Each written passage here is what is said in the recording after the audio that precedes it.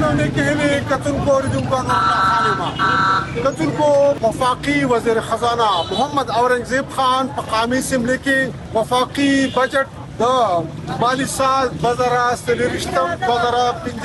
पेश करे दे बजट की सरकारी मुलाजिमीनों तनख्वाहगानों पेंशेश पैसे इजाफे सरासरा और मुलाजिमीनों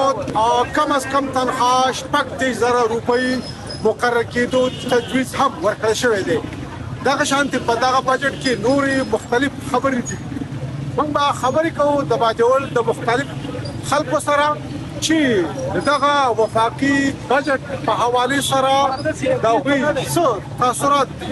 ډیر ښه بجټ پیش شوی دی او د ملازمینو لپاره چې کم دنو ډیر خصوصي دغه رعایت دغه شوی دی او تنخواهګانې هم سیوا شوي دي او مطلب دا دی چې ډیر ښه ریلیف ملازمینو ته دغه شوی دی دا کوم بجټ چې زموږ د پاکستان عوامو ته په سیمه کې پیښ شو دا موږ ډیر خوشاله